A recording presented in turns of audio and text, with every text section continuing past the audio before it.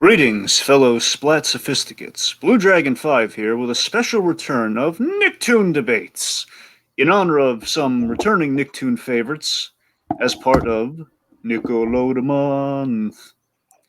Tonight's retro topics include the following: best opening to a NickToon, best Spongebob gag, and pitch for a NickToon-based attraction.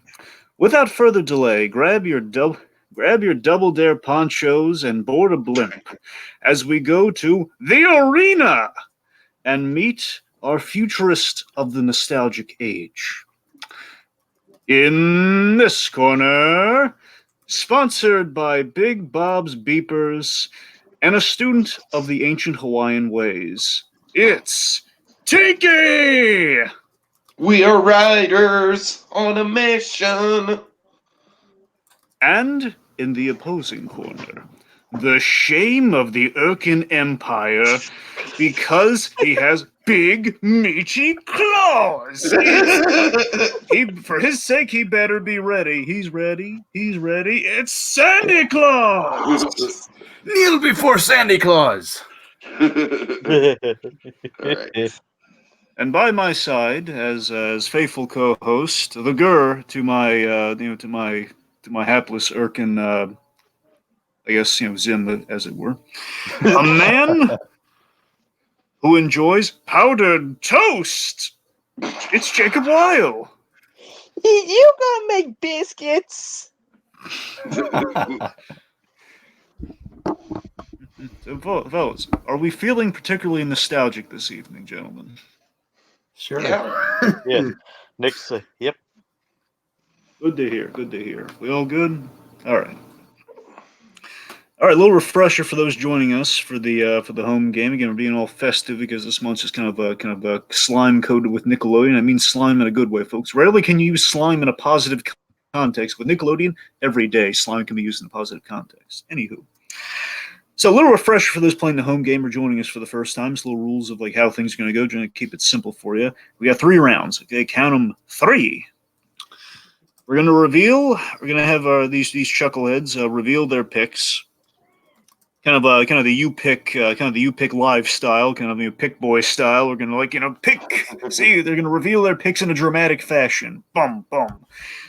And we get to the opening statements, which our guys going to make their case, plead their case. Say all the nice things about their pick that they've revealed, and then there's a fight to the finish. My other little associate here, another robot, bear in mind, R2, is the bell. When he speaks, I've heard enough. It's up to my other co-host and I to deliberate. At the end of 3 rounds, we go to the Krusty Coin. The way the Krusty Coin works, folks, very simply, at the end of 3 rounds, I'm going to allot these 2 chuckleheads an option here. They're going to be allowed to flip this coin if they so choose to. If it lands heads, they could gain a point, which would be wonderful for them. If it lands tails, well, tails not so lucky. They lose a point and they get to stew in their own failures. This is landing on heads way too many times for my comfort. All right, there we go. Tails. Dragon. I've also heard whispers. I've heard whispers of a legend dragon. Yes, I guess I should address it on the outset here. Yes, for you guys, there's a legend here. I don't know how much stock. Just rumors. Just There's a very festive legend that there is quite possibly somewhere in our vast vacuum of space here. There's a hidden. Someone has hidden one of another Krusty Coin, but again, a more legendary version of it. It's almost like buried treasure in the 7 seas, if you will. There's this legend of a hidden coin somewhere in one of the questions this evening that we're going to get to. It could be anywhere. I mean, I'll give it the old college try and searching for it, fellas. I can't make any promises, but I can feel in my guts it's going to be in one of these rounds. Probably the first 5 rounds, somewhere in there. within either the speed round or the main rounds, I can't tell you. If only it's kind of like a random twist of fate, but we'll go a looking. I promise you. We're in a nostalgic mood. No, it's turning up tails too many times. You never know. Again, those coin theorists out there, pay attention. You might be able to tell who's going to win the round. Of course, folks, if there anyone just kind of happens by, because we're doing this live, like Slime Time Live, and like oh my god, you pick Slime live. Time Live. Doing it live. You're having a lot of fun with this one, aren't you? A wee bit. Right. Anyway, so the point being, folks, you have some say as well. Of course, especially when we get to the speed round, you guys want to cast your votes in there. Cast, who you think is is won the round. Who you think's making the better points? If you have points like, forget him, that guy's stupid. I'm going to make far better points. You want to kind of throw some shade around? By all means, you're welcome to do that. We'll listen to you. We'll hear you. We'll read your comments, and of course, using some of our new features here, we can debut it. How quaint! Yeah. All right, so gentlemen, do you understand these rules as I have explained them to you here this fine, fine evening? Yes. Yes. Good. So the randomizer. Of course, folks like Vegas would like to do this in alphabetical order and kind of shake things up. Shake, shake, shake, shake, shake, shake. And see... See, Batman Hush, that's how you make that gag work. Anyway, sorry. Obscure joke, only people who've seen that movie will recognize. Point being, going to randomizer, put in alphabetical order, seeing who's going to come up first. And my oh my, Sandy is going first. Oh boy. Okay. I thought it was going to be Jacob because the randomizer usually has it out for Jacob, like it broke its heart. Broke its heart like that mop broke Spunky's heart in Rocko's Modern Life. Oh God. All right. Spunky broke a lot more mops though. You did. Okay. All right, you guys ready? Yeah, sorry, Yes. I have these out of order, so I'm kind of spoiling everything. Pay no attention to that man. Sorry, I forgot to. I didn't send them in the right order. No, it's all good, Jacob. Don't worry about it. Oh, we're going to kick your butt. Okay, All right. Did you understand what I? Come on, at least Yeah, that tell was me. Mrs. Puff fight episode, right? Yes. No, it was the bully for SpongeBob episode. Yep. It's actually coupled with one of my all-time All right, favorite guys. SpongeBob All right. episodes. Right. Getting back on point, Mr. Tangent. Oh, here it goes. We're getting into round one. What is the best opening to a NickToon? So, of course, for posterity's sake, here's kind of a fully explained. So this is like the best original. This is the best opening title sequence to a NickToon from any NickToon series. Could be anyone from across the board that were allotted to our two competitors here. And you guys might want to recap it a little bit in your opening statement. You have to go through every beat. By all means, do whatever you feel is right. I'm just saying it might help. All right. So who has what? Reveal your picks in a dramatic fashion, boys. Well, I have SpongeBob. All right. And I have the most dated but awesome intro of all time, Rocket Power. Good. All right, Tiki. I'm sorry, Sandy. Please go on. Yes. Well, guys, when it comes to animated theme songs, the SpongeBob SquarePants theme song is undoubtedly the most iconic. It's the perfect combination of everything that makes the show what it is, with its clever use of mixed media, great animation, a weird sense of humor. It introduces you perfectly to the program which you're about to endure. It's short and sweet, all while providing you with a super and insanely catchy tune. All right. So, Rocket Power is definitely not timeless. It is a product of its time. It is very much the early 2000s in a nutshell. But honestly, that's why I think the theme song is so amazing. The theme song just encapsulates everything I love and am nostalgic for about that period in time of my life. It's got like that kick-ass guitar riff. It's got the heart-throbbing drums. It's got all kinds of like tricky, like, cheesy music video style editing and skips and all kinds of crazy color filtration and everything like that. It's just a really crazy, very, very adrenaline-packed thrill ride packed into 45 seconds that, much like SpongeBob, but in a very different, very much more in your face kind of way, tells you exactly what you're going to be getting into with this show. Okay. All right, guys, fight to the finish. Don't be afraid to try and kill each other in the figurative sense. Kick each other's butts. Just go for the Achilles, man. Just do it. The SpongeBob SquarePants theme song is fun. It's colorful. It's not overbearing, and it's timeless. This is the one thing it has it has going for it. Rocket Power, like you said yourself, Tiki, is not timeless. It is not a timeless property. The That's theme song is exactly not timeless. that's what I'm hinging my argument on, Sandy. I think that some of the best theme songs of all time are memorable because they're a product of their time.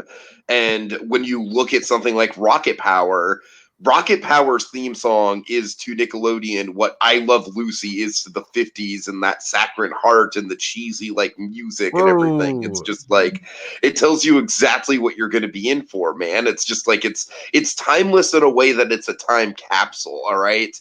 Maybe I Love Lucy isn't the best example, but you know, like something Probably like not. Gilligan's Island. Something like Gilligan's Island or something, or the Flintstones. And like, it goes back to like, you know, everything is very much built on kind of like with the Flintstones. When you watch that, you kind of get a sense of like, you know, like the early 60s, you know, Modern Family angle of what life was like in the early 60s, you know, like the working stiff dad getting off from a long day of work and taking his family out to the drive-in. You know, it's like very much a slice of life.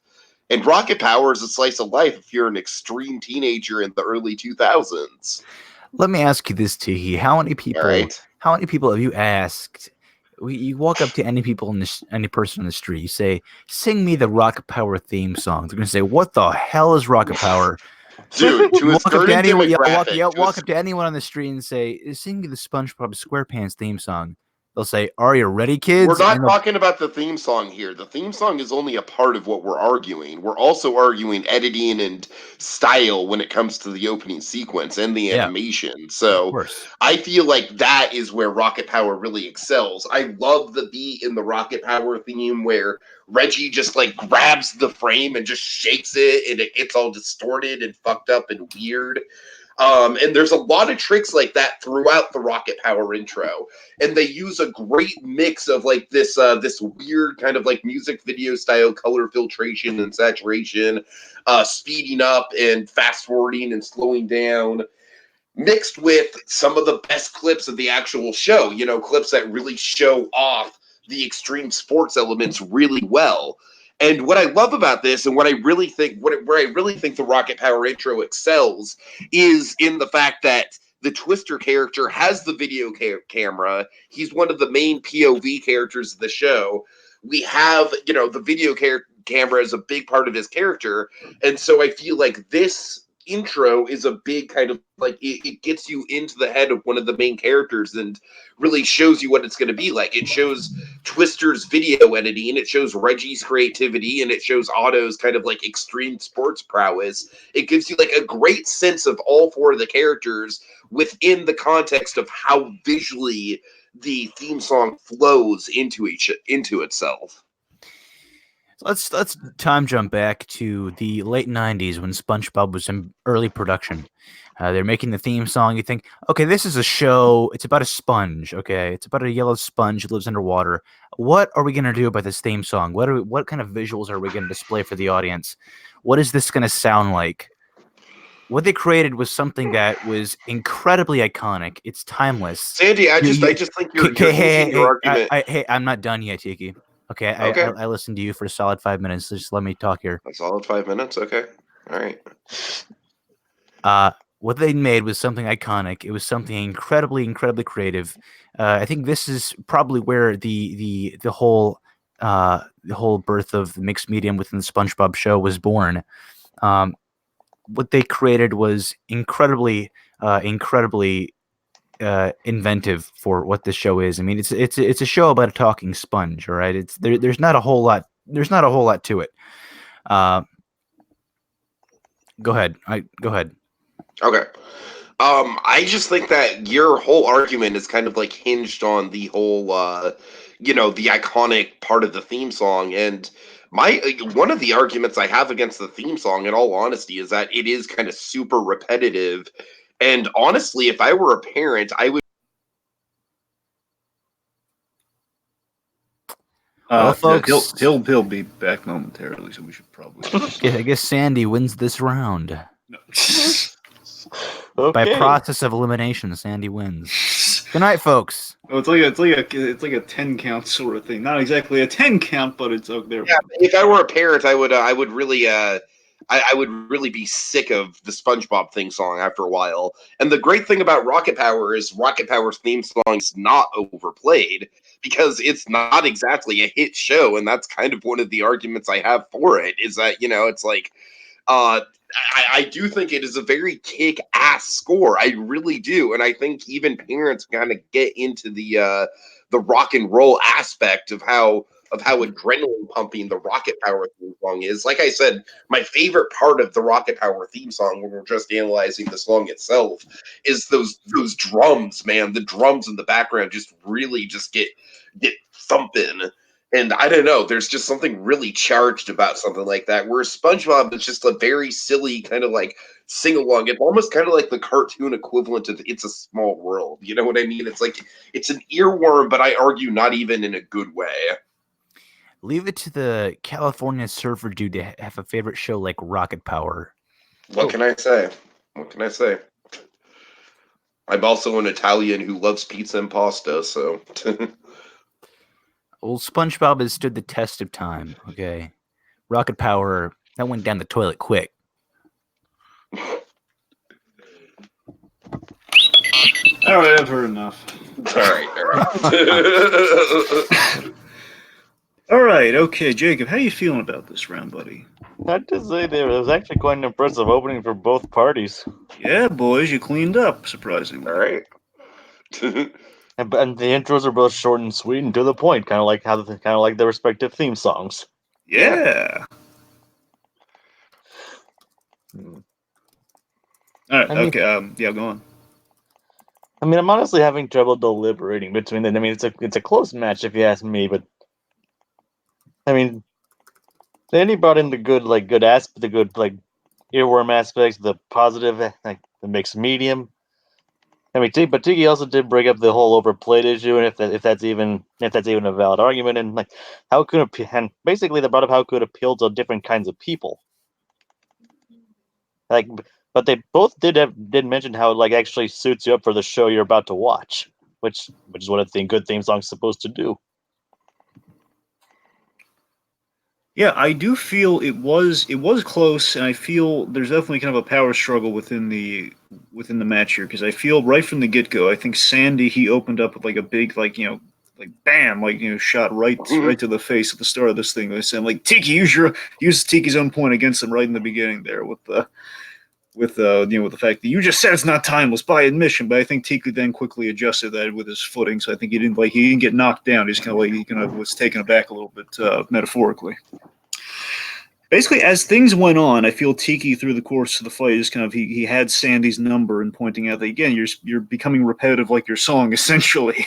With the iconic point. And here's the thing. Sandy, I think, could have won it, but Sandy really didn't take apart the Rocket Power thing that much. I mean, let me put it this way. Sandy's strategy was mostly he got personal at the end. I'm not saying basically if it's personal, if he's going somewhere tying it into something, then I feel it could have worked with it, but I just didn't get enough of that there. It's just basically he didn't talk about the theme song, talk about how SpongeBob was better without really going into more of the exact visuals of SpongeBob versus the visuals of Rocket Power. Making any sense with that?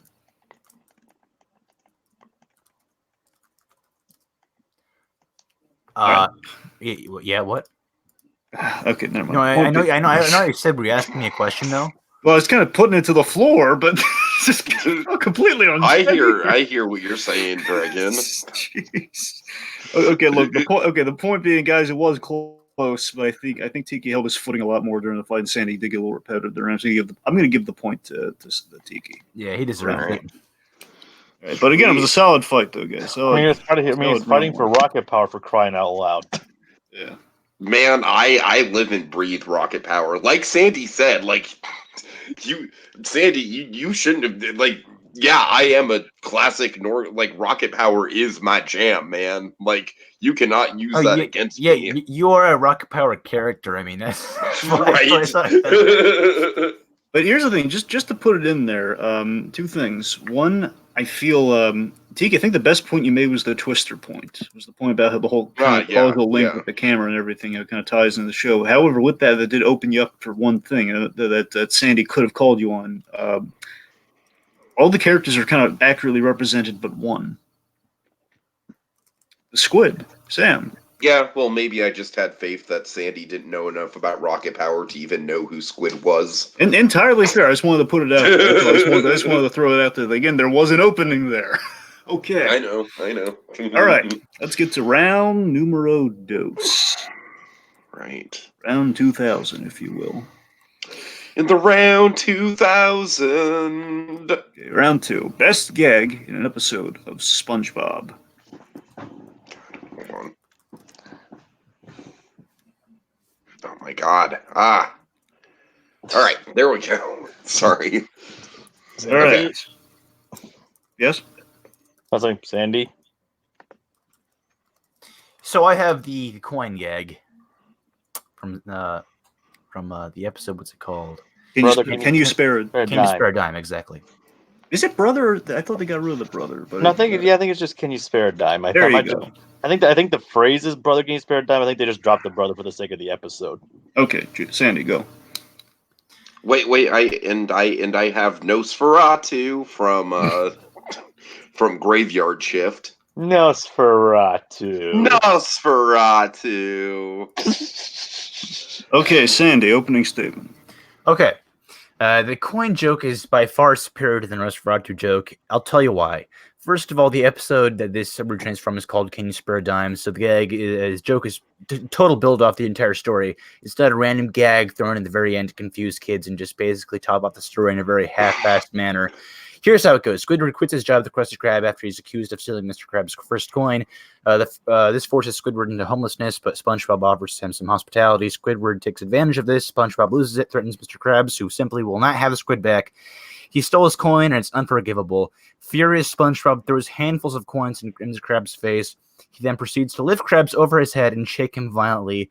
From Krabs then falls a prehistoric mammoth of an object. It's his first coin. And it's funny for a myriad of reasons, guys. First of all, it's his first coin. And this giant prehistoric rock. This entire situation showcases Krabs' stupidity, and how completely narrow-minded this character is. It's funny because just like that, the episode is resolved. And it's resolved in the most ridiculous and shamelessly hilarious fashion. It's funny because you never expect this, and it's the perfect example of how SpongeBob subverts our expectations in the most terrific and just absolutely hilarious way. All right.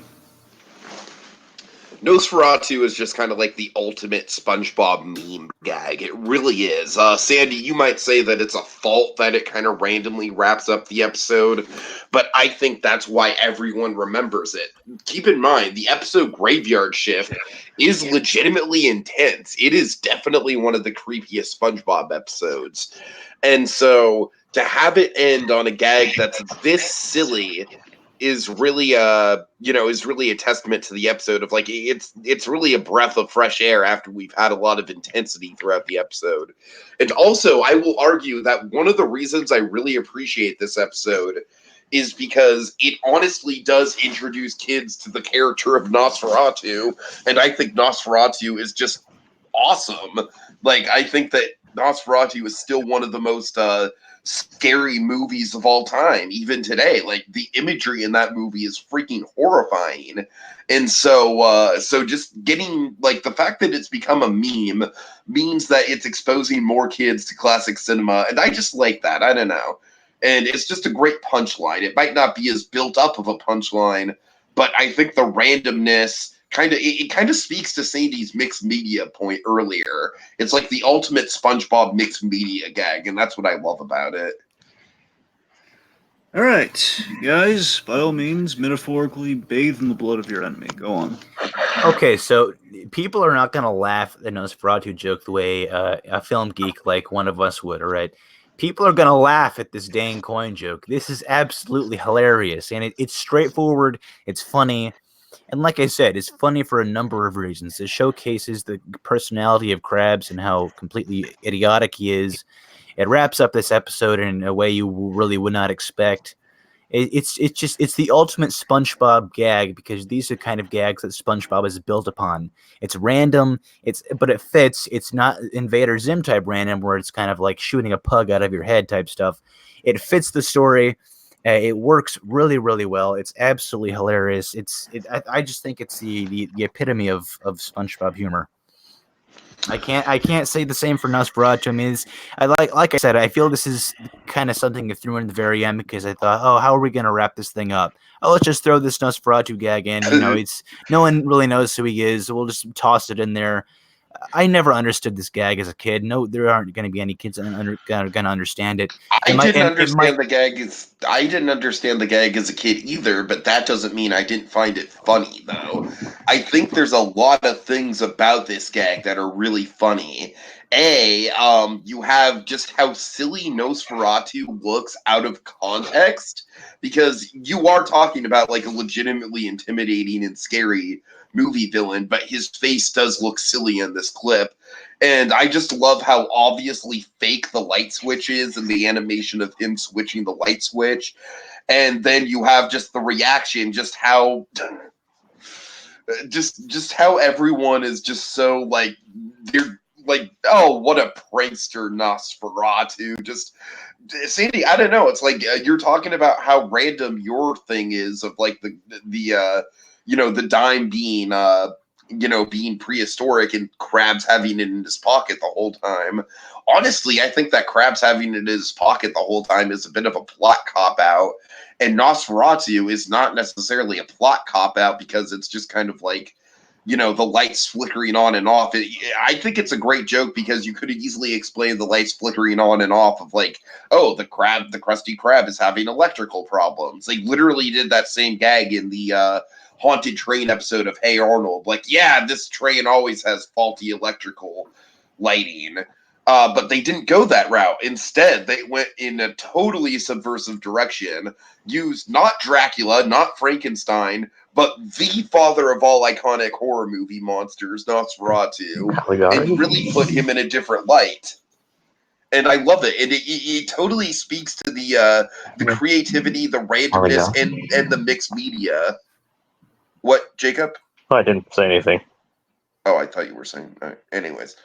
Yeah, that's my point. Now we're talking about what is the best gag in a SpongeBob episode. What gag? What basically summarizes the entire basis of humor for the show? And this would have to be the coin joke, all right? For a number of reasons that I've already listed off. We're talking about what basically if you're gonna tell someone, you're gonna walk up to the street on someone who. Up to someone who has never seen SpongeBob for whatever reason, you're going to explain to them this joke, okay? They're going to get the coin joke. They're going to get the coin joke. They're not going to get the Nosferatu joke, okay? This does not summarize the humor stylings of the SpongeBob series. They're going to get the coin joke. They're not going to get the Nosferatu joke. I do think that Nosferatu is a bigger meme than the coin, and I think that is important in the context of a SpongeBob gag in particular, because SpongeBob is the most memeable of all the NickToons, and like it or not, we are living in a meme culture. And so I think just the quote itself and the delivery, just the Nosferatu, and honestly, it's almost impossible to say that quote without wagging your finger at the same time. I feel like just that delivery is just so quotable and so classic that you don't need to know who Nosferatu is. It's the delivery. It's the fact that it tops out a really memorable, scary episode in a really funny way. It's just how memorable the mixed media is integrated in an obviously fake way, but still really funny. And honestly, I think with the dime thing, it is a little bit more like if you know nothing about the Mr. Krabs character, then I don't necessarily think it plays as well. Plus, I think you kind of have to explain the whole episode for the gag to work, whereas Nosferatu is more of a standalone, like, offset gag. Just because something is a meme does not mean that it is the classical characterization of particular humorous styling in a show. And I think it's been proven many times before. I don't think it's a valid argument personally, but I think I've said everything I need to say. Dragon, I'm done. Yeah, I am too, honestly. Jacob. Again, they definitely brought their A games for this one. That they did. That they did. This is a tough one. These are two very good episode capping gags. I mean, but they're both. They're both really. I mean, and it's kind of hard to tackle something like humor considering how subjective it is as well. So it's definitely an interesting fight to see, like how they perceive these different elements of how these gags work, how they pertain to it. I mean, Tiki pretty much. I think what Tiki's strength is that the notable thing for him is that how he capped off a 10th episode. You know, and sure, it's a completely random way, but it was a good way to alleviate the tension and build up throughout the episode. I like the strength in Sandy's argument. I feel was like how it caps off like basically everything from the very beginning, like how it's actually a major payoff to the episode, but also but also manages to be subversive as well. Although I mean, I think both of them raise valid points. But if you're asking me personally, I honestly think more points was raised against Nosferatu than against the dime gag. Yeah, this one's a really tough one to call, but I got to look at this. Guys, I'm going to look at this one in boxing terms. I got to be frank here. I think Jacob kind of voiced it really well here in terms of, guys, I feel, Tiki got dinged more than Sandy did. I feel Tiki had a lot of fight in him, but unfortunately, I got to rule for Apollo over Rocky here. I'm sorry. One goes to Sandy. All right, fair enough. I like myself an even match. All right. Yeah. Okay. Oh wait, guys! Before we move on, Oh no. I'm gonna take a search for you guys. I'm gonna brave like Patchy the Pirate. I'm gonna brave out into the wild fields of yonder here. Are you looking for tickets to the SpongeBob movie? I already have it on DVD, my friend. I don't need to. But you know what? I'm getting tired of my journey. I'm gonna sit down. Oh, look, an orange couch. The Snick couch. What do you know? Take a little siesta here. Ah, yeah. Oh, that's comfort there, buddy boy. Oh boy. Built-in recliner. But okay, why am I here in the first place? Wait a minute. Couch cushions. Let me look here. Wait a minute. Oh my god! Oh no! Oh my golly! I found something, boys! I found something. That's clearly not the coin. I got it. Yes! This better actually be the coin. In my hand! It's a double dare flag. Oh my god! Sorry, guys. Oh! Alright, moving on to round 3. I am literally like screaming into my pillow right now. That was that was bad. I mean, I totally told. I mean, like I was like, okay, he's dragging it on this long. It's definitely not going to be the coin. It's like fucking Ryan Seacrest dragging out like Sanjaya. You are definitely not safe. All right, okay, moving on to round 3. Sandy? No, he's here. Oh, I'm here. Tiki's gone. Yes, he is. He'll be back with a vengeance. By vengeance, I mean he'll be back with the image. Anyway, Folks, by the way, of course, check out some Nickelodeon month stuff that we've been doing. Again, being all kind of festive and themed to all the Nickelodeon wonders that have been bestowed to us in the month of August. Anyway, getting to round 3. Round number 3 can best be described as a pitch. Oh, it's a glorious pitch, everybody. Aren't you so excited? I know, and I'm simply busting. I'm busting like Disney with the Oscar with all the 7 dwarves behind him. I really am. What a wonderful pitch. Yes. Oh, what a wonderful pitch indeed. That pitch, in essence, would be... Just dragging it out here, little folks. Done. Just gonna drag it out like that episode of SpongeBob. Okay, no seriousness. Round 3. Pitch a NickToon-based attraction. Pitch for a NickToon-based attraction. Yes! Oh, I've been waiting to get to a pitch for a long time here, folks. Gonna reignite the old flames of passion here, seeing how it's gonna turn out. Okay. So, to specify this one, folks, it is a universal-based attraction. Therefore, if you proverbially, let's say, okay, we're doing an attraction, it's based on any Nicktoon property under the sun, past or present. Doesn't really matter. We're gonna, like, all across the board, all were accepted, all were offered, only 2 were picked. And it's going to be like somewhere in Universal, because of course Jimmy Neutron Nicktoon Blast was in Universal, and so not a lot of Nick Traction going on Universal at a time. Now it's Despicable Me, but there was a time when Nickelodeon was in Universal, and it was glorious. Well, we all know the most deserving is Planet Sheen. Oh, don't joke about Gosh. that. Don't joke about that. I'm just kidding. Of course, I'm just kidding.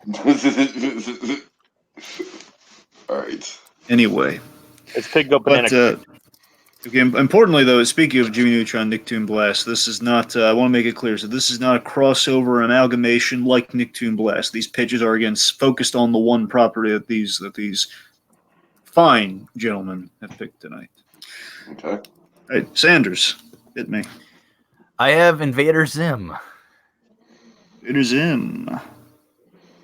And replacing the much maligned Fast and the Furious Supercharged, which is arguably one of the biggest flops in Universal Florida's history, I am going to open up an e-ticket roller coaster entitled The Rugrats Runaway Reptar. All right, Sandy, rock me. All right, Zim would be the perfect ride experience. Think something similar to Star Tours. Invader Zim is infamous for its heavy use of 3D animation, used specifically for the Urk and Armada sequences. It's an incredibly stylized universe, as we all know, and it'd be incredible to be thrust into it. Okay, picture this. It's Earth versus the Urkan Empire, just like in the episode Dib's Wonderful Life of Doom. How cool would it be to be flying Zim's Voot Cruiser through an Urkan space battle, shooting and veering out of the way of giant lasers, engaging in one-on-one combat with Tak, Dib, the Planet Jackers, etc., maybe even the Resisti? There's so much meat to this idea that it's a little bit overwhelming, I think. I think it lends itself just way too well to a Star Wars Tours type attraction. All right. Tiki? All right, so Star Tours style simulators are out of fashion. You know what is never going to get out of fashion? Roller coasters. And that's where my pitch comes into play. So with the Rugrats, you're going to enter through the famous Rugrats house. And in the queue, you are going to get an oversized perspective of the living room, the famous playpen and everything like that of the Pickles household through a baby's perspective. Then you're going to go downstairs into Stu's invention workshop basement. And we're going to board a Reptar mobile, one of many that Stu has assembled. And from there, we are going to go into an adventure into the imagination of the Rugrats themselves. We're going to see the temple from the opening of the Rugrats movie. We're going to venture into Tokyo and see Reptar destroying a city.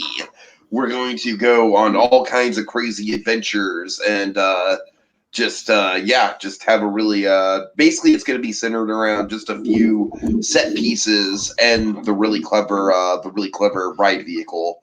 And honestly, I just think it's going to hold up a lot better than Zim as a simulator, because I just think simulators are really played out. All right. All right, guys, just go for it, man. Just like take an axe to a club, man. All right, Tiki. So it seems like your ride is very well thought out, but not thought out at all. It seems like you'd want to do all of this practically, which on a budget standpoint would not make a whole lot of sense. I think a simulator, just to get into the business side of things, I think a simulator is much more marketable. I mean, I think it's something that people are uh, more willing to go and spend their time on. The capacity you can get more people through quicker. Um, That neither of those things are true. Um, a simulator is not more marketable because, like I've said, you've seen it before. A family roller coaster with dark ride elements is definitely something that no matter how many times you do it, the dark ride elements mixed with the coaster, it's going to be a different layout. It's not just going to be you sitting in front of a screen. Not to mention, simulators are something that definitely a lot of people have issues with motion sickness on. Probably whoa, motion sickness. whoa! What?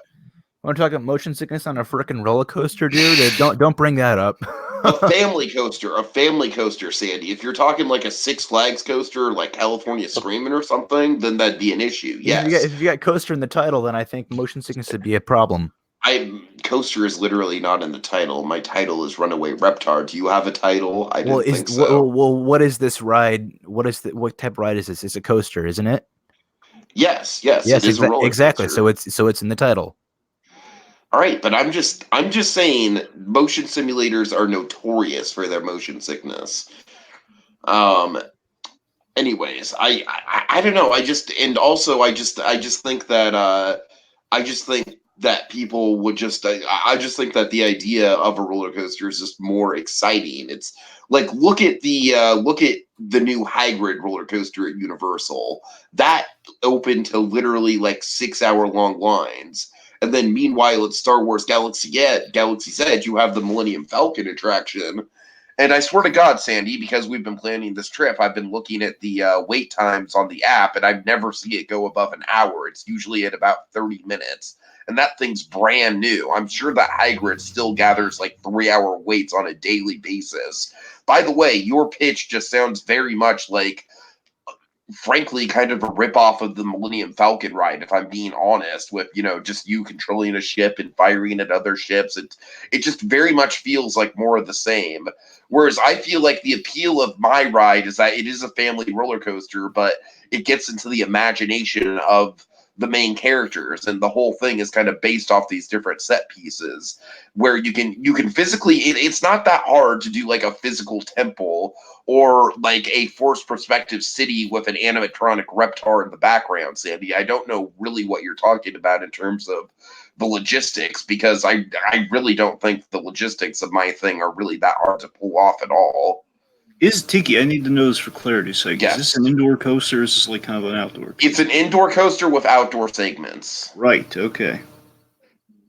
Well, my point in case there being is that coasters are more expensive than This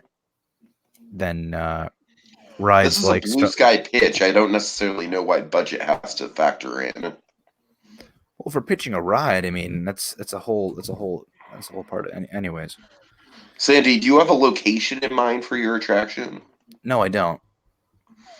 All right, well, that's one thing that I have prepared over you, because Fast and Furious Supercharged is a huge show building that is notoriously just a terrible, terrible ride. It's just literally one of the it opened like last year and it never gets a wait time. It's a huge flop. And they built this huge show building, and they need to use the huge show building. What's a good thing to use a huge show building for? Huge set pieces that are shown from a baby's perspective. Logistically, I have this thing all thought out. That's another thing. I think Rugrats. I don't know if it's as marketable as you're making it out to be. I think Rugrats is the most iconic Nickelodeon show of all time, with the exception of maybe SpongeBob. I think it defined 90s.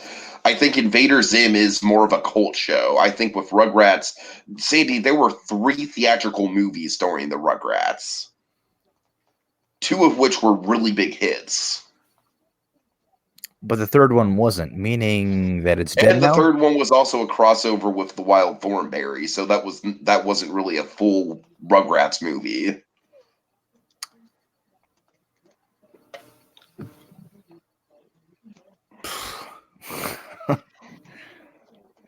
I'm kind of lost for words now. I don't know. I just think that what you're pitching, Sandy, is really safe. What I'm pitching is something that is on the same level as Hagrid's Magical Motorbike Adventure, which would be something that really would draw in the crowds. Invader Zim would just basically be like, oh yeah, let's swap out that stupid Minions ride for yet another simulator in the same location. This would basically just be like something that's actually like replacing a ride that's a huge flop with something that people would actually want to see, with an exciting ride system, an iconic ride vehicle in the Reptar wagon, a fun family coaster that's not too intense, that the whole family can enjoy and ride on together, that they can make new memories on, much in the same way that families make memories on rides like Big Thunder Mountain and Seven Dwarfs Mine Train. This would be much in the same style as those attractions. Well, I'm done drugging. Jacob. Well, I mean, obviously, I know who won this one. But Do you now? yes, but I'm gonna just say this reminds me of like a speedrun question we did a while ago, where we basically had to come up with an attraction based on NickToons, Okay. and I think and I actually chose Invader Zim as well. You're giving away our secrets, Jacob. We don't Yeah, like this- to reveal that we've done questions Yeah, before. maybe not the opportune time to bring that up. Right? Oh, sorry. Regardless, how are you leaning on this one? I'm leaning towards Tiki. All right, to keep it simple, I got to be honest. Here's the thing. I have two minds here because I feel Sandy, he made some really great practical kind of observations at the start of this thing, and I'll say that Sandy, personally, I like your ride more. However, I got to get Tiki. It's not the fact. I want to make it clear. It's not just because Tiki had a location, and everything figured out. It's not that that didn't give him an edge or anything. Okay, I discount that point. But what I have to give Tiki, there's a Tiki had like the whole queue and everything figured out. I had like a lot of. He gave me more details. Invader Zim, he gave me the ride system, which was good, but I mean, he didn't really sell me on the experience. And I feel if he kind of heft that one up, instead of running out of steam at the end, I feel you might have. I don't know. I feel it might have give you an advantage, or at least made you kind of measure up a little bit more. But personally, I liked yours better. That's personal. I can't be a person. I got to be objective. Hence the robe. So the point goes to Tiki. Right. All right, 2-1, and you know what, guys? This round, especially Tiki's ride pitch, it's leaving me hungry. You know what? I'm gonna have some Reptar cereal. Oh, look, the milk's turned green. What do you know? What's this? Hey, guys, there's a prize inside, and Gosh. no, I'm sorry, guys, no prize. I got the wrong brand. Let's move on. What? But rest assured, guys, we can actually go to the coin that we do have. Yes. It's the end of 3 rounds. So, who's interested? I'll flip Sandy, it. Would you like to flip? All right. Yep. Flip away.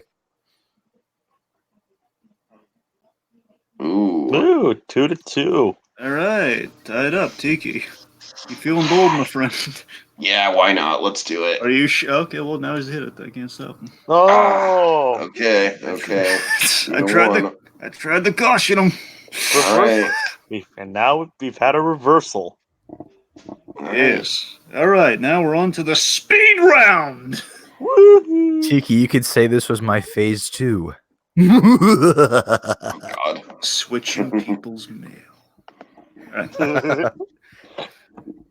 All right, speed round, folks. Quite simply, there's a 30-second opening statement followed by a 15-second rebuttal. Whoever speaks first goes first. I think we're all pretty simpatico on that. Okay, so in honor of the revivals on Netflix of late, which Nick show should come back next? Hmm. NickToons animated specifically, I guess, just to keep it all synergistic. The wild thornberries. All right, Oh. Tiki's going with the thornberries.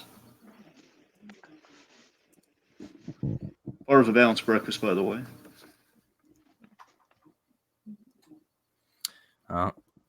Just give me a second here.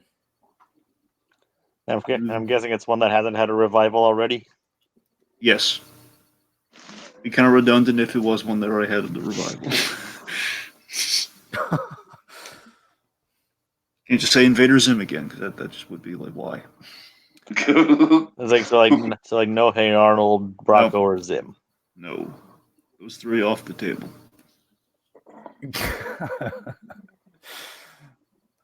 A lot of Nick. I want to say Planet Sheen just to troll everybody. Be serious now, boy. Be I know. serious. Cat Dog.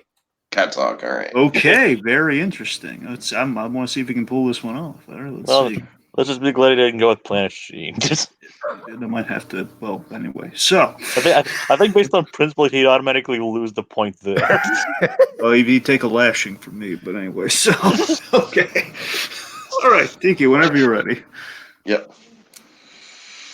Okay, beyond just the fact that Nigel Thornberry is a huge meme, the Wild Thornberries is actually ripe with sequel potential. Not only can you age up the characters, one of my favorite tropes, and have it be really interesting to see an older Eliza, an older Debbie, you know, maybe the parents as grandparents, but also you have a lot of conservation issues in the modern day world that you could tackle that weren't present when the Wild Thornberries was first around. It could be a really cool, smart adventure film.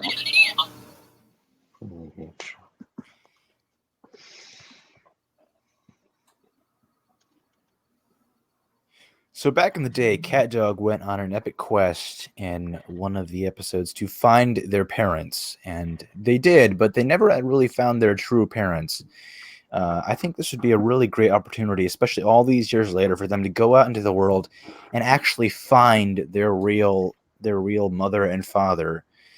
I think that would be a really terrific idea. We haven't seen Cat Dog for quite some time, and it's certainly still in the public eye. It hasn't gone anywhere. So you're literally recycling the exact same plot of the last time we saw Cat Dog. Well done, Sandy. My thing actually advances the characters, shows a modern day take on the premise. I think mine is way more creative. You're making a big deal out of Nigel Thornberry here, but keep in mind Tim Curry, he can't reprise that role, so the characters kind of no more. With Cat Dog, you can bring the same voice actors back, you can bring the entire original cast back and the original creator, and have it be better than it ever was.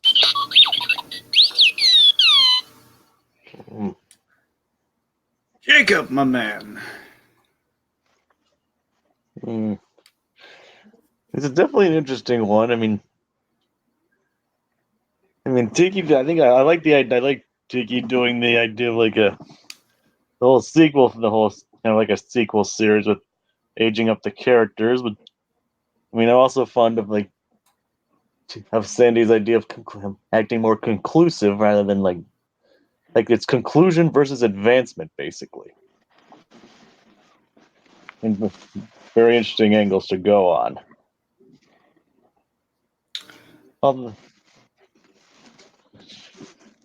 I mean, although in all honesty, I mean, it seems like neither of them really made a decent argument in the final round. It's like Tiki's like mine's more creative, and Sandy's like Tim Curry can't do that anymore. It's like it's just me. Okay, well, look, Sandy. Here's the thing. Sandy made a really good ding at the end there with the Nigel Thornberry problem, but Tiki just had his number. He just recycled the same plot again, so I have to give it to Tiki. Right. Of course, me. I'm down the Catholic. I know 100% what Sandy's talking about, though. And finding the parents and the fact we didn't find the actual birth parents. Okay, so 2-2. All right, but guys, you know what? I feel bad about earlier about the cereal gag. You know, I just Oh, God. you know what? I shouldn't have done that. Guys, I gotta like Patch thought I gotta come for you. I couldn't find anything. I just wish I could say, I wish I wish I had the hidden coin that has so much legend behind it. I wish, but you know, we don't live in a world where you could just say I wish for something and it would happen. You know, and it's just like I wish I had the legendary coin. Like, oh my god, poof, there it is. Yeah, All right, Tiki, it's your coin. It goes to the victor of the last round. he just had to take out. He just had to look. That's all the cereal. Wait, it is my coin. Yeah, it's your coin. Remember, it's the victor of the last round, which was you. Therefore, you get the wish. Okay. The coin, more accurately. The crusty coin, the legendary hidden crusty coin. You know what? I'm feeling like a gambling man tonight. I'm probably going to learn to regret this, but... Legend of the hidden coin. Oh, yes! All right. Awesome. Tiki now has 3 points. All right. Cool. 3-2. Remember, it's first to 5 points, guys. Just I meant to mention that earlier, so I guess I have to swear you guys anything. Do you understand this addendum as I've explained Yes. to hear this fine Yes. evening? Yes. All right, 3-2. Let's do it. Sans, I need verbal confirmation. Yes, absolutely. Okay. Excellent. Okay. Most underrated NickToon series. Fuck. I don't There's think a that lot would of be good ones. Oh, there's a lot of good ones. Oh, Treasure man. trove. They have a whole lot of good ones to pick from. It's Told by Ginger. Okay, Tiki's got As Told by Ginger.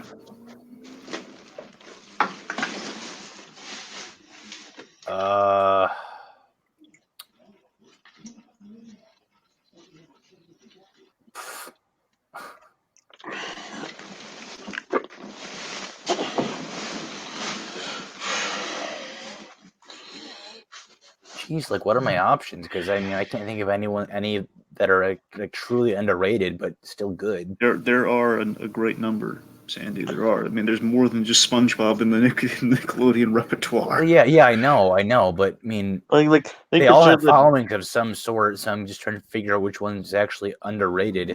Like, think of a show that you think of something that you personally like that only got like 1 or 2 seasons versus like all the other stuff, or like didn't get much exposure. Cat Scratch. There you go. Oh, man. Oh, geez. Something that I have no familiarity with. All right. Me, I might have gone with something like El Tigre or perhaps Chalk Zone, but that might be just. Oh, Chuck's, that's a good one. Oh, or Kablam, even. I do love Kablam. Those are, to me, those would be 3 valid options. But I grew up on Chalk Zone. Dang it! How do I not think of that? As of recent stuff, Welcome to the Waynewood work too. Or even Harvey Beaks. That's true. But Chalk Zone, okay, I'm not sure about Harvey Beaks, but hey, Harvey Beaks is amazing. No, I'm sorry, T. You're right. I was thinking of something. I was thinking of the Breadwinner. So you're right. Okay. Yeah. Oh my God! Oh, geez, don't get me started on that. That thing's always on. That's the thing. Honestly, the Breadwinners to me is even more offensive than Planet Sheen. To tell you the truth, I will go that far. Okay, Tiki. Yeah. All right. Tiki with As Told by Ginger. Yes. As Told by Ginger, for a generation of kids, was the quote-unquote girl show. But I think that it has so much more substance than that. It's a show about growing up. It's a coming-of-age show. And I feel like the Ginger stuff is very relatable and down to earth. But for the boys, you have the Carl and Hoodsy stuff that is more dynamic and really a lot more like comic relief. So I feel like it's a perfectly balanced show with a lot of nuance, a lot of culture, a lot of very, very significant coming of age issues.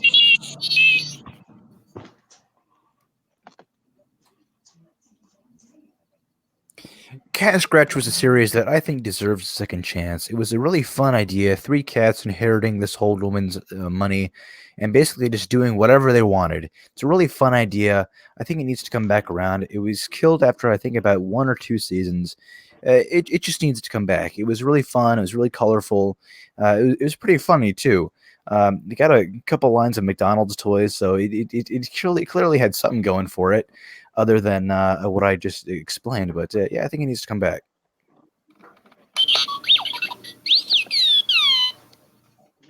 I mean, is it possible? Here's my problem with Cat Scratch. Is it possible for something to be so obscure that it's not underrated? It's just obscure, because that's the line I'm drawing. I feel like As Told by Ginger has a lot of potential, but people just didn't see it for what it was.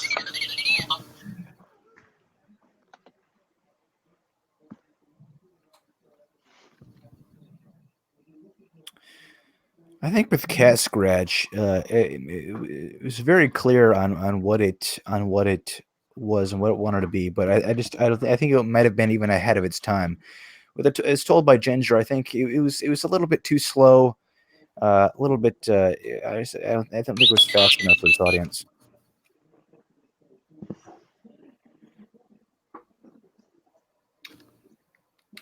This is an interesting one, Jacob. Words. I need words, man. Okay, words. Okay, here's my words. Use your hand words, man. Yes. No, I'm kidding. Use your actual words, because that'd be pointless to us. Use your words. Okay, interesting choice for Cat Scratch. I mean, I'm personally familiar with that show, but it's one I haven't thought of in years. So it's like it was definitely quite an interesting pick. Yeah, but although honestly, Sandy, I don't think you're. I mean, you pretty much like rambled in the in your opening round, in your opening 30 seconds, but you definitely did come around for the 15 seconds and did raise a decent point about As Told by Ginger. Although I think, if I think if he won like all around, though, I think he actually did say. I mean, obviously, due to lack of reference, he couldn't say much about Cat Scratch other than its relative obscurity. But he Yeah, I gotta. he did raise some good points about his own show, though. Yes. It's a tricky one. It is, because I feel Tiki did kind of squander his 15-second rebuttal there, and I think that might have hurt him. And Sane did kind of have a point to him there with the whole fact that pacing could be an issue. Basically, what he kind of brought, and this one I'm kind of two minds about, because Sane didn't quite drive it all the way home, but he was getting there. He was really close to getting there. The whole he's going to pace slow, and the grander implication being as slow. Maybe that's kind of why it was underrated at the end of the day. But again, he didn't quite make that point. But I don't know. I mean, Sandy somewhat had me the whole give it a second chance. It was a fun premise, and basically, I think the point that he made was it was ahead of its time. I feel that was kind of an excellent point that it made. So I'm going to give the boy a point. I'm going to give the boy a point. 3-3. He earned that point. I'm going to give it to him. All right. I'm actually happy about that, because I realized I was kind of trapped, because I was like, shit, my only point is that I don't know what it is. And in an underrated argument, that's kind of not a valid argument. Right. Here's something that cuts to the core of something the two of you have done recently. Okay. Ooh. Right. Inspired by Dora the Explorer, the movie. Ooh. Which NickToon should get a live-action adaptation next? Blue's Clues. Oh God! Oh wow! That was. Oh wait! I'm sorry. We say which NickToon in general? Yes, or preschool NickToon. NickToon. Oh, I thought you were gonna say preschool. As you can NickToon. imagine, Blue's Clues kind of there's a little bit of a flaw there. Yeah. Forget I said that. Trying to make it better. Unless Tiki wants to go in for the steal here with something that Sandy's thinking of. You can read his mind, Tiki. Do it, man. I mean, let's go Wild Thornberries again. Again? Yeah. Doubling down. Fanboy and Chum Chum. Oh please no. All right, Fanboy and Chum Chum it is. I'm locking it in. No. That's what you get for being a funny boy. You want to be a funny boy? I'm going to leave it up to Jacob. Jacob, should I lock in Fanboy and Chum Chum? No. Okay, you're lucky he's merciful. I am not merciful, but he is. I know So thank your lucky stars. I know he was just kidding.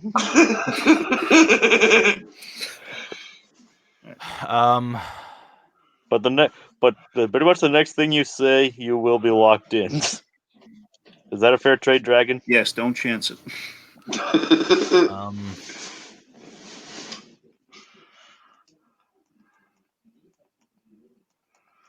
There is a lot to pick from.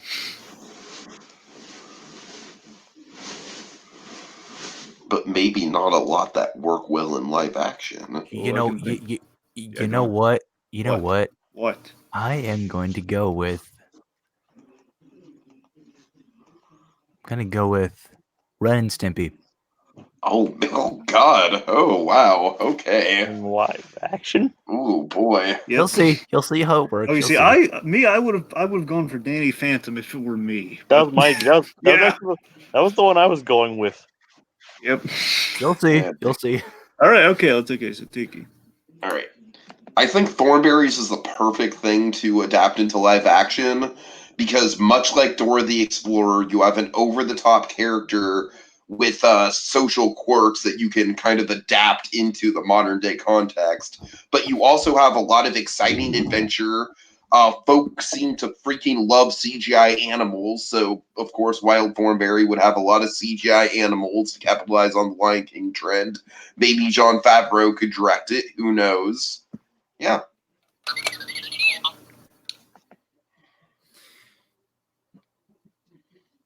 So Ren and Stimpy is significantly more popular than Wild Thornberrys. I think it's very, very, very obvious. And you guys are basically here's the thing. Ren and Stimpy, they're infamous for doing a whole bunch of really weird, random, off the wall, breaking fourth wall type of stuff. I think it'd be really cool if those two animated characters got sucked into the real world. So it's not exactly making those two characters look at live action. They're still maintaining their animated form, much like Roger Rabbit, but they just have to act out in a realistic setting now. Okay, I feel like you're nixing the rules here by making Ren into triangles. Triangles, they're so pointy. And also, I don't know, I just feel like John K, John K, John K, John K, John K.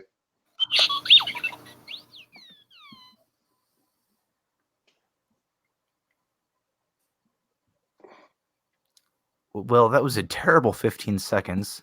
Very well wasted, Tiki. I'm just going to say that they don't have to bring John K back on board for this project. Ren Stimpy is a Nickelodeon property. It's not a John K property anymore. I think this would be a really fun idea. It's something that people are very familiar with. It's very profitable, I think. Jacob. I do have to kind of agree. Like, if you would have the whole John K. Tiki didn't. Sandy really kind of undid the whole John K. thing. No, I realized that like at the very end I was like, oh fuck, I need to work it in there somewhere. John K, you know what I'm talking about. Well, But do we? yes. Well, yes, the argument is that Ren and Stimpy is kind of like Jacob, tainted by John K. Jacob, Josh. Hey, Right. Cállate, Piñata. Don't make me come over there. All right. Jacob, continue. Well, I mean, I think honestly, I think it seems like Sandy had his idea more thought out rather than let's just make everything in live action, and throwing a reference to the Lion King because it's socially relevant. That's pretty much all Tiki's argument was. I feel Tiki started off so darn strong. I really think he did. But then, yeah, the John K thing again. He kind of had my goat there, and I kind of liked the triangles thing. I'm not saying it was a good move. I'm just saying I liked it. But basically, I feel Tiki. He at the end of the day, Tiki didn't use his real estate good enough there. He didn't articulate the point of we've been there, done that. When you bring him into live action, he didn't quite make that point. Instead, That's true, opted for a yeah. joke. In turn, he's used Sandy's past strategy against Sandy, and obviously it kind of turned out as you would expect it to turn out. Therefore, it didn't work for him. Therefore, it goes to Sandy. Woo! You know, Crazy as Board it is sounds. who'd have thought you guys are scoffing at me for picking Ren and Stimpy for live action? Then I get the point. I told you I'd do that's it. how the speed ride works sometimes. All right, anyway. All right. Dragon just doesn't want to admit that he was wrong. Don't egg him. Sandy, don't egg him. All right. Let's see. Okay. Don't make him regret his decisions. I hope the two of you have your listening ears on, because this is a quick draw. Okay. All right? Are you both listening? Yep. Good. Good. All right. Which is the better kids show? Blue's Clues or Dora the Explorer? Blue's Clues. Okay, we need to. Oh, Jesus Christ. We need a. Wow. Who said it I first, need a Dragon? judge's call on that. I think we said it at the same time. You know, I know the answer. I'm going to let Jacob pick. Jacob, who did you hear first? Well, I mean, ultimately it'll be up to you up to you. But I honestly heard Sandy first. Yeah, me too. Son of a bitch. All right. All right, Sandy's going first with Blue's Clues, and Tiki has Dora. Wait. Hold on. If Sandy wins this, does he win the whole thing? Well, yeah, it's to 5. Oh, Yes. man. All right. So basically, which is the better kid show? Yeah. Yes.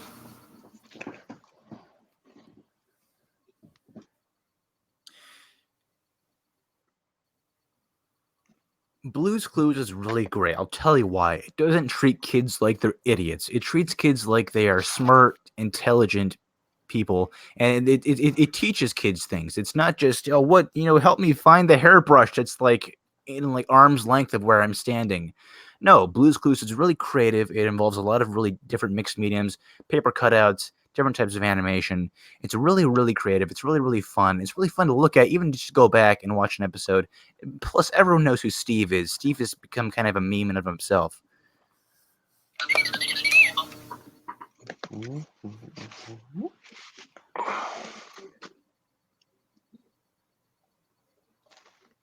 I'm sorry.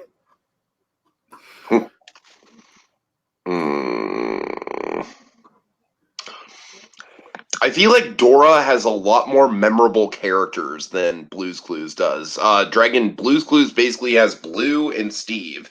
Dora, you have Dora. You have Diego, who was so popular he got spun off into his own show. You have Backpack. You have Boots. You have Swiper, one of the most memorable villains, probably the most memorable villain of any Nick Jr. show. I mean, Dora is just brimming with character. So what it lacks in animation and educational value, it makes up for in sheer entertainment value.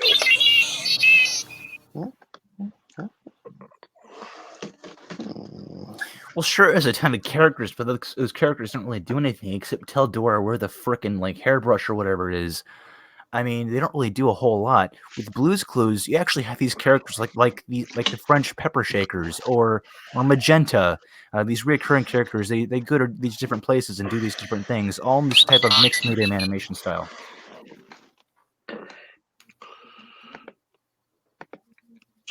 In addition to starting a franchise, like I said, where you have the multiple shows plus the really good movie, you also have the fact that Dora is literally an adventure show with a very strong female protagonist. Blue's Clues takes place in the same location. It's the same beats every episode.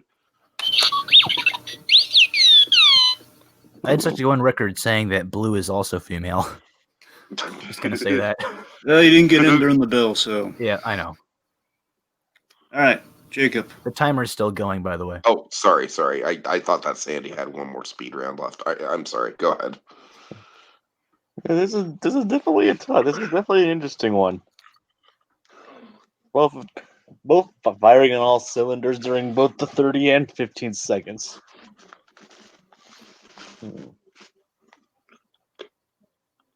It's kind of tough. I mean, Sandy raised very good points about it being educational and like being more varied, in terms of like what goes on. I mean, Tiki point out like what it likes for and an educational value. It actually makes it for an entertainment, which is also important for someone that young. So really, it's hard for me to determine who would be for. I mean, they both fired back equally. They both fired back almost pretty much equally. They raised good points about each other. That they did. You know, looking at it, here's the thing. Looking at it, Tiki argued the iconography and the characters and kind of the legacy of Dora and kind of the success rate of Dora, despite itself. So as much as Sandy lobbed against Dora, again, Tiki was kind of going in the direction of, well, I mean, again, still it kept on going and it's still, again, it's still getting traction. Where I wish he brought a little bit more of that to the surface against Blue's Clues, but by the same token, Tiki did pick it up within that 15 seconds, where I feel Sandy deferred to his previous argument and bringing up the hairbrush. A little cocky with the hairbrush, I got to admit. Of course, I would imagine if Sandy were allotted like another 15 seconds, which of course he wouldn't have been, just given the fact that he went first. He could have made the point like repetitive. I mean, it's the same thing with Dora as well. I could have made that point, but he didn't have time to make that point.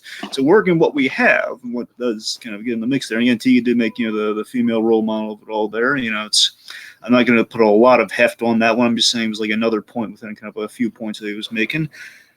I'm going to give the point to Tiki. Ties things up here. Next point is for all the marbles, kiddies. I really like how our speed rounds somehow always end up like this.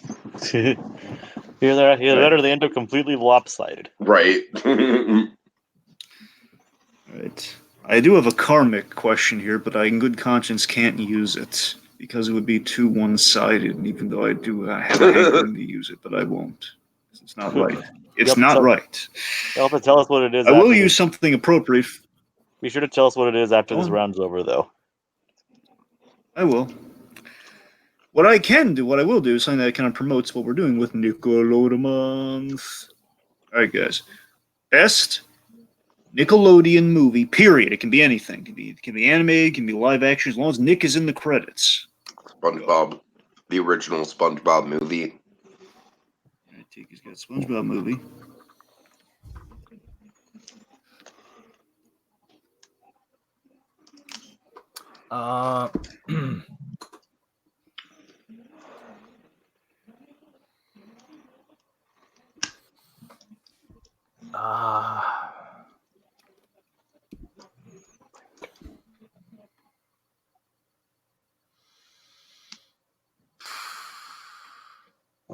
Just be forewarned, if you say you can't think of anything, I will disown you. Just want to let you know that.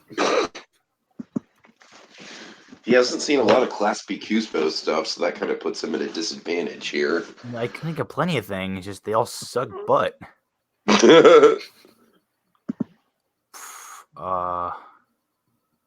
Series of unfortunate events. Don't help him. Screw that. Let me take that back. Help him. I'm kidding. Yeah, don't help him. It's hard to go up against SpongeBob. I mean, I don't. What do you like, SpongeBob, Sandy? No, don't. That's a solid choice. I just gotta figure out something here. I mean, I'd be willing to take Rugrats in Paris. No, it's fine. Because I haven't even seen that one. Yeah, I know.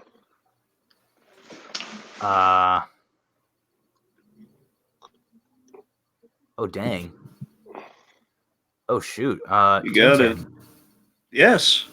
Okay, Tintin. I was wondering when you were going to get to it. For pity's sake, man. Oh, I just realized that was under the Nickelodeon banner, so... Yeah, wow, like Tintin, you got Rango, you got... There's a whole bunch. Well, I know Rango was, but I'm not the biggest fan of Rango. I'm not either. Back in another check in the dead to me column, but we're good. But Tintin, I mean, that's... Yeah, I'll go with that. All right. Tiki, when you're ready. I'm sorry, Jacob, did you have one you wanted to share? Oh, no, I was either going to go with the Rango or Tintin myself. Okay, Tiki, go. When you're ready.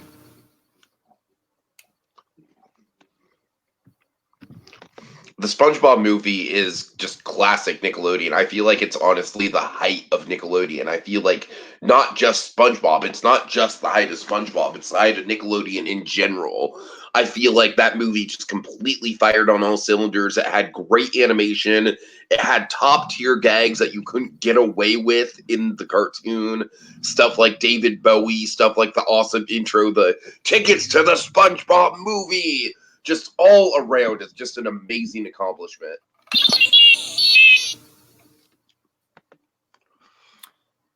Tintin was, in a sense, kind of a game changer. Okay, this is a property that a film directed by Steven Spielberg that paid such great homage to the original source material. It felt so right. It's a shame that the movie didn't do as well as it should have, because I feel it really is an underrated gem. This movie is beautiful on every level. The performances given, the animation, the story, it blends together so well. And I think in the future it's going to come back and people are going to realize just how great it really is. Just because Tintin is underrated doesn't mean it's the best. Because I feel like Tintin, even though it is very good, it's also very derivative of better Spielberg movies like Raiders of the Lost Ark. SpongeBob the movie is classic SpongeBob through and through. Tintin does reach Raiders. Hold on. What? I'm sorry. Go ahead. Tintin does reach Raiders heights of action. It might maybe not as far as iconography goes, but as far as action goes, it does reach those heights, if not goes above them.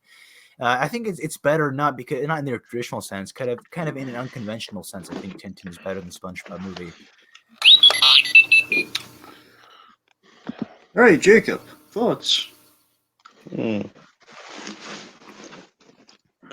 Honestly, it's hard to say. I know I kind of sound like a broken record. You're saying it's both are very good arguments about it. Like one's based on the long running series, and one's a property. But technically, they're both based on the long running series. If maybe Yeah, like one long running movie, one running TV series, another one's a long running comic book series. Both clearly labors of love from the particular people who made them. I didn't particularly hear anything. Go on. So I think Tiki's only argument against Tintin was the fact that it was more derivative of other Spielberg works. I mean, but I didn't really hear much against the SpongeBob movie. Yes, I echo the sentiment. Based on that alone, I didn't hear anything negative or anything like why. I heard why Tintin was underrated, and again, I do agree with the sentiment there. And again, there are some great qualities there, but I feel, again, I didn't hear any dings against SpongeBob where Tiki had a ding against Tintin. Or just because underrated doesn't make it better than SpongeBob, or make it a great movie. Yeah, I'm sure there's more of a conversation to be had, but again, time constraints of a speed round. I think point goes to Tiki, and that's the ball game, folks. Skin of his teeth, Tiki has won. Yeah, I got to admit, I was really nervous about that Dora thing. I thought that's what was going to kill me. So, but seriously, Sandy, good game, man. You definitely kept me on my toes throughout. This was a good match. This was a good match. Yeah. Yeah. All right. Dragon, would you like to promote any of the Nickelodeon stuff that we're doing at the end of the month? Yes, folks. Nickelodeon month. We have 2 installments left. We have a series of unfortunate events, which is going to be very exciting. Don't miss it. Followed by kind of our big finale of kind of our selection this go around on Nickelodeon month, which is for this one. It's gonna be an interesting one to say the least, folks. I have no idea how it's gonna go. I've literally not watched it since it was in theaters, and I was like 15 years old. If you like the School of Rock, then you're gonna have a response to this one. It's Nacho Libre. Nacho Libre. No, nacho cheese. I'm very excited about that. Yes, that's what you have to look forward to. And again, we're all here and we're doing this. We dedicate a whole month to Nickelodeon because it's making a comeback, baby. It is, and we got to celebrate that. All these anniversaries, Zim and Rocco, they've come back, and it's just a good fit. And of course, in the theatrical side of things, Dora, unbelievably, again, I've only heard it through Tiki. I've only heard it through him that Dora apparently is good, which kind of baffles me, but okay. I personally think it's great, but that's just me. Point being, it's an age of wonders for again the futurist of the nostalgic age. It's kind of what the month is centered around. So, all that said, thank you folks for tuning in and watching this. Hopefully, you get a kick out of it, and how about do it? Swiper, no swiping. Swiper, no swiping. Pick wisely.